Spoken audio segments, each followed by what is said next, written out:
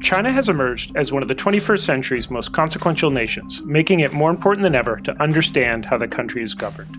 Welcome to Pekingology, the podcast that unpacks China's evolving political system. I'm Jude Blanchette, the Freeman Chair in China Studies at CSIS, and this week I'm joined by Yanmei Xie, the geopolitics analyst at GovCall Research. Today we'll be discussing her recent client notes on Chinese overcapacity and its EV sector. Yanmei, thanks for joining us. Thank you for having me, Jude. First question I'd like to ask you is about your career trajectory. We met when you were in Beijing. Then, as now, you had a focus on Chinese politics, political economy. How did you get into this? How did you get interested in China's political system? Right. So I think my career in China study, I guess, is pretty stereotypical. So I was born Chinese, grew up in China, educated in China until I graduated from college. And then I went to the US, first studied communications and then studied finance. So I think there were a couple of pivotal moments in my life. When I was growing up in China, of course, I took the Chinese system for granted and thought that's just how every country, every economy was run. And then I went to the United States and had a bit of a shocker, cultural shock, economic and political shock, and saw an entirely different way of running the society, running the politics, and also manage the economy. And I took it also for granted that this was how things were supposed to be run, right? So my education in finance was very much steeped in classic neoliberal economics, about efficiency, about laissez-faire, about how market is the best at allocating resources. And then after working in the US, actually as a reporter in Congress, I went back to Beijing as a researcher, first as international relations analyst, and then joined GovCall Dragonomics as a political economy analyst. And then I got another whole new education and started to kind of look at a lot of the neoliberal economic doctrines with new lenses, actually with the help or edification of a lot of my colleagues. We all know them well, Arthur Kroger, Andrew Batson.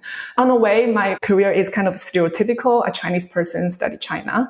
On the other side, have had the fortunate experiences of shuttling between systems and looking at different political economic systems with different lenses. Can you describe for those who don't have GovCall subscriptions or clients, and just a note to listeners, please contact GovCall to become a loyal paying customer. Their notes are just absolutely fantastic. They have a lot of great analysts. But Yanmei, can you describe what does a day look like for you? How do you select topics? What does work look like for you? You're not in China anymore. What does research look like? I'm not in China anymore, so I'm now looking more through the lens of China's relationship with the rest of the world. And my role is quite different from most of my colleagues. A lot of my colleagues are very, as you said, very smart, very capable analysts. They're more quantitative analysts on, say, the Chinese economy or US economy, European economy, their financial systems, or their monetary policies. I am more a qualitative person. I like to say I'm an analyst of things that cannot be measured by numbers. So now I have the title of geopolitics. I look at things, geopolitical events that can have economic or market implications. And how do I select topics? I think it's through a Venn diagram of my own interest and what clients are interested. Right? So I kind of through broad-based reading as well as talking with smart colleagues like you, kind of get ideas of what are the geopolitical events, what are the pressing ones on people's mind. And clients also send us emails or give us calls or ask us questions during meetings about the geopolitical questions on top of their mind. With a combination of those, that's how we select our research areas. The reason we're talking today is a few pieces that you've written recently, one in the FT, and then two are recent-ish notes, client notes that you wrote, but all have the common theme of overcapacity, Chinese overcapacity. Specifically, you're looking at the electronic vehicle sector and the surge of exports of companies like BYD. That's sort of the tip of the iceberg of what's visible, but underneath it is a really fascinating political economy story about how China's institutional setup, political system, and its very interesting market creates these surges in capacity across sectors. And this has just happened wave after wave, sector after sector. When I was living in Beijing at the conference board around 2015, 2016, we were doing a lot of work on steel and cement overcapacity. And this is obviously a big story right now in Europe as China tries to, in part, export its way out of its economic slowdown. Let's start, though, with overcapacity in a more generic sense. It's not something I think a lot of citizens of market economies deal with or see a lot or even really understand. So can you just define at an abstract level, what is overcapacity in the Chinese context? I think just fundamentally, overcapacity means there's a lot of supply and not enough demand. That happens because I think the Chinese policy always focus on stimulating supply, and that is still the case today.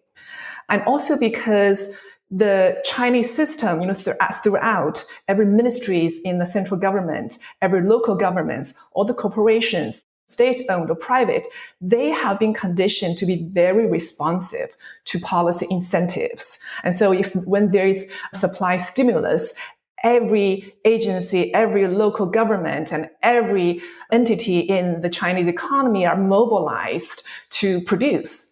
And in the meantime, the demand, I think, are not as because these are individuals and they're not necessarily as responsive to the policy stimulus. So that can create this lopsided, big supply and not sufficient demand. You're right, as you said, a lot of the excessive capacity has been absorbed through export.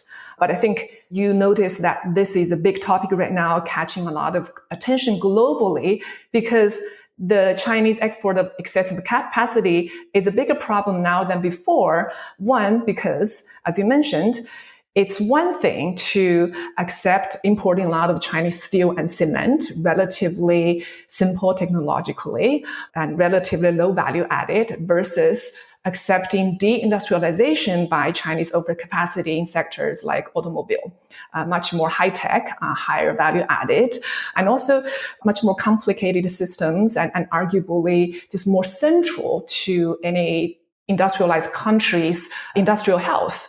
Hence, we're seeing a lot more attention, a lot more pushback on the Chinese overcapacity. I just want to linger on the policy angle of this first. You have a recent FT op-ed that's from February 4th, so just a few weeks ago. We're recording this on February 20th, and it's called China's Call of EV Overcapacity Will Bring Little Relief to Europe. You write, overcapacity is a chronic affliction of Chinese industrial policy. Like an adaptable virus, it is difficult to eliminate and requires continuous suppression, which often takes the form of government-orchestrated industry consolidation. I wonder if we can go back again into the trenches of central, provincial, and local government decision-making here, because on the one hand, overcapacity is not always something celebrated by central policymakers in Beijing. They often find it a scourge. Things like supply-side structural reform, which came out in, 2015 or so, was designed to, one of the planks of it was to go after chronic industrial overcapacity in all of these sectors, which was holding down prices. Can you talk again about why, if it is this adaptable virus that the central government is trying to stamp out, what does it look like on the ground that creates this overcapacity? You had this really arresting statistic in your FT piece. You say in 2014 alone, more than 80,000 companies in China registered to enter the electronics vehicle sector, more than doubling the previous year's number of new registrants. What happens? What signals are being sent? What policies roll out where you basically have nearly 100,000 companies rushing into this new EV sector? The electric vehicle sector is absolutely a fascinating story. I think it's also a big educational experience to myself analyzing it. So the first time I looked at the industry in China, it was 2016. At that time, I think, again, I was still very much caught up in all those efficiency, neoliberal economic doctrines. And I looked at it and thought this absolutely could not work. Why? Because at that time, I think each passenger vehicle could receive up to about 17,000, 19,000 US US dollar subsidy, right? So it's central government had central subsidies and the local government can match the subsidy by up to 100%. And then in addition, on the production side, there were subsidies to companies in the terms of cheap land, cheap energy, and then production credit. It an absolute feeding frenzy for a lot of these companies to enter the industry. And then a lot of these companies ended up being quite low tech, low value added. So there were these low speed, low range, low tech electric vehicles that were not much better than scooters.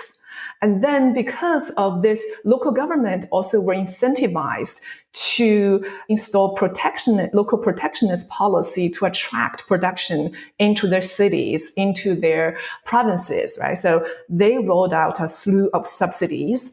And then to tie local production to the subsidy eligibility. So even in those days, even BYD had to scatter their production facilities into different provinces or cities in order to qualify for those local subsidies. And another layer of a local incentive was to buy electric vehicles into the local taxi fleet or local bus fleet. Oftentimes they were just sitting idle, not running on the road. But again, they take the number, therefore they were eligible for central government subsidies. And in those years, there was a very peculiar phenomenon. So reliably, at the end of each year, the EV sales in China would surge.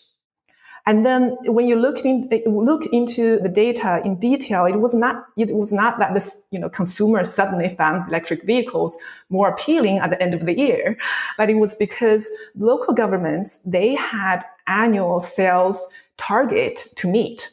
Therefore, they accelerated procurement for, the taxi fleet, government vehicles, for electric buses, and just bought a bunch of them. Hence, they can say that they have, in their locality, they have met X number of electric vehicles by the end of the year, right?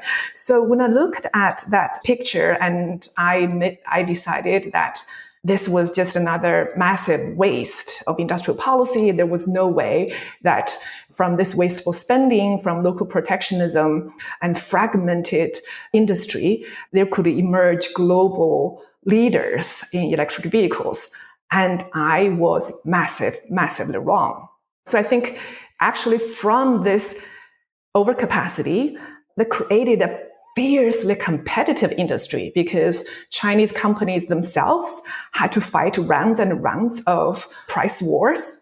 And two, because the Chinese government has been also very skillful at dealing with overcapacity throughout decades and through many sectors they have put their industrial policy focus on.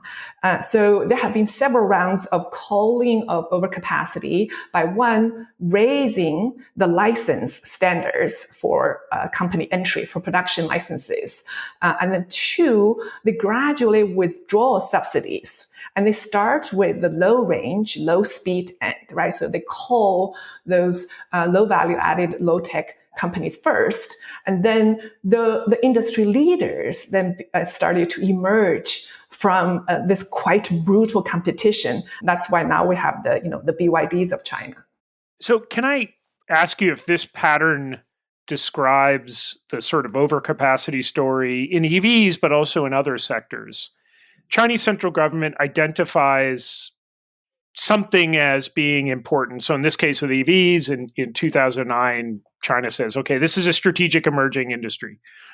I feel like Beijing knows what's going to happen next, which is they put out their own policy inducements. They know the political economies, and they know local governments are going to do the same. They know they're going to have this wave of new entrants. They put up the barriers so that there's no foreign competition when the industry is in its infancy. They allow this very cutthroat competition to occur.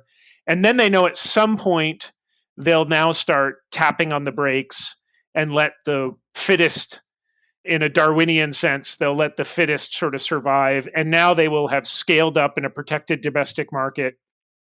Definitely there's waste and inefficiency, but if you want to make an omelet, you've got to break some eggs.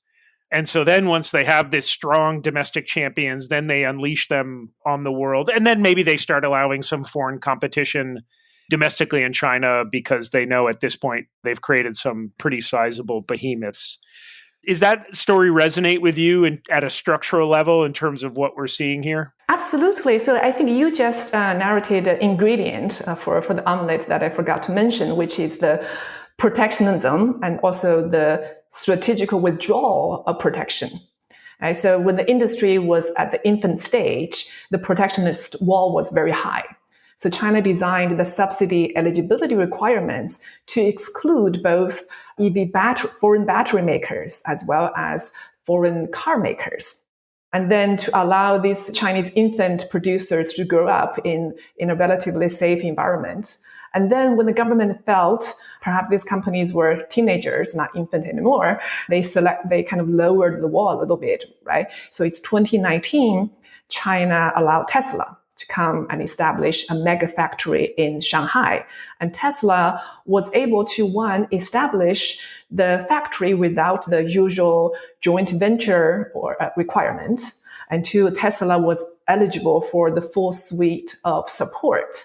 And in those couple of years, even the BYD was knocked back. I think BYD founder was saying their only goal was survival. They lost market shares and the sales were struggling. But also, again, they proved that they were able to adapt to fierce competition. So BYD came up with a new battery called the Blade, which can charge faster, power a car on a longer range, and it's also more compact.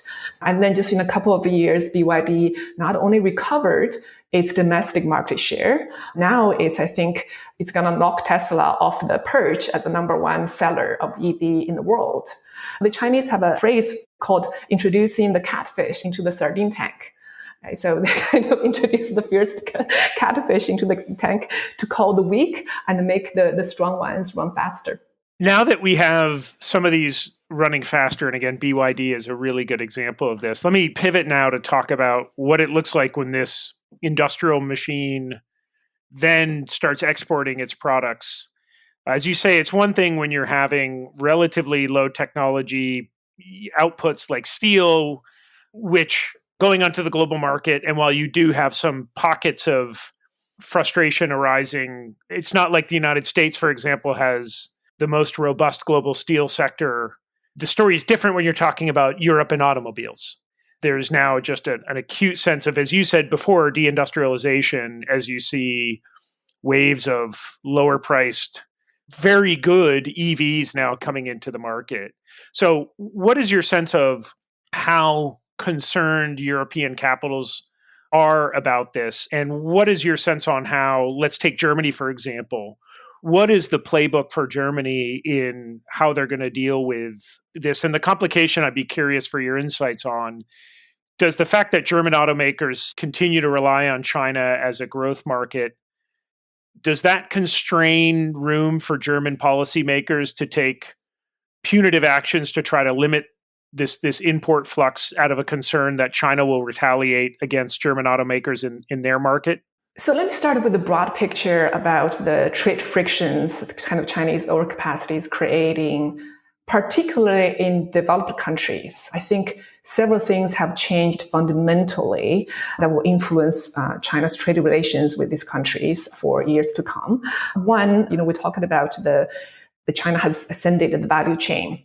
It's the countries like the US, like Europe, they may be willing to absorb Chinese exports in cement, steel, textile, paper. It's much harder. They're much more unwilling to absorb Chinese exports in the much more valuable and much more technologically complex exports, such as in cars, and possibly soon passenger airlines. And then two, another bargain that Western countries have had to China is breaking down. Right? In the past, China was exporting a lot, but also buying a lot. Now, the Chinese demand has been softening, especially in the post-COVID recovery. But then Chinese exports has still remained very robust and may expand in the coming years as China doubled down on supply side stimulus, doubled down on industrial policy. So these countries feel they are getting worse and worse deal trading with China. And three, I think there was an implicit or explicit grand bargaining of Western countries, economic exchange with China, which I think can be summarized as political liberalization in exchange for economic development and prosperity. Or in Germany, the catchphrase used to be change through trade. And today, nobody believes in that anymore, right? So nobody, I think, in the West believe that China is on a liberalization trajectory. So then there's the political justification for trade and for powering the China's ongoing economic growth as well as technological upgrade through Western markets. That has broken down. So I think that all these are contributing to what we saw first trade war between US and China, and now possibly trade war between Europe and China. And I think Europe is now coming to the picture because, one, they cannot allow their auto industry to be deindustrialized. It's just too central to the European economy and to it is the European industrial backbone. And especially at a time when the European economy and European manufacturers are struggling. They're struggling with high energy price, high wage, and then so the anxiety about deindustrialization through China is very high in Europe. Also, they have the story, the cautionary tale of solar panel in their mind. So a few years ago, Europeans started anti-dumping, anti-subsidy investigation on solar panels, and China retaliated and sort of like through negotiations and forced Europe to back down, mainly by threatening German luxury cars and pressured then German Chancellor Angela Merkel to pressure on Brussels to have a negotiated settlement on solar panels with China. And now the outcome of that is very obvious. The outcome is pretty much the annihilation of the European solar panel industry. And what's left of the so-called European solar industry is the installers, utilities. And then they are now actually advocating on behalf of Chinese manufacturers because they want to be able to keep importing cheap Chinese solar panels. And then, the manufacturers have gone extinct. So Europeans have that story in their mind and they don't want to repeat that. But exactly how this will play out on the electric vehicles. So on one hand, I think Europeans are going to play tougher because, again, they cannot bargain away the auto industry. And also because now they believe they have a stronger hand vis-a-vis China because China depends on the European market a lot more now that the US market is close to China and China needs exports to power its ongoing growth now that its property sector is shrinking. So Europe believe that it can play tough with China. On the other hand, it's also hard for me to see Europe play tough. One major reason is what you mentioned, Germany. Germany still is very dependent on China for growth, for sales and for growth and for prosperity, and especially the German auto industry. A few months ago, I visited Berlin and talked with people in the industry as well as German officials, economic trade officials. And they say Volkswagen, which competes with BYD in the same kind of mid-market segment, is very worried about losing market shares in China, losing market shares in third countries, and losing market shares in the home turf in Europe. Right? So they're prompting their officials to do something about this and to look into the Chinese subsidies. But they also are very scared of Chinese retaliation. Last time I checked, I think about 40% of Volkswagen cars are sold in China. And then there are the luxury ones, the BMW, the Mercedes. I think they are still thinking that they are still kind of way bit above the watermark, that they are in the market, in the luxury market, where BYD does not have a huge presence yet. So they might have still a few years before the Chinese competition comes. They're not willing to sacrifice this few years of growth and profit in China. So they're also advocating against any trade tension with China. What is your sense on how Beijing processes this external frustration with the exportation of its sort of industrial overcapacity machine? Is it their view that fine, there's going to be some whinging in some foreign capitals, but like with the solar picture, ultimately, this is good for China, even if it invites some external pushback. I think, the last time I felt this amount of consternation in Europe was in 2016 after you had the Chinese takeovers of KUKA, the robotics company, and then ChemChina made a bid for a German industrial company, and that felt like a sea change in at least German views on China, and announced the early phases of a sort of a strategic rethink about the relationship. It feels like that's happening now. You had the anti-dumping investigation announced, just the number of European voices who are worried about this deindustrialization.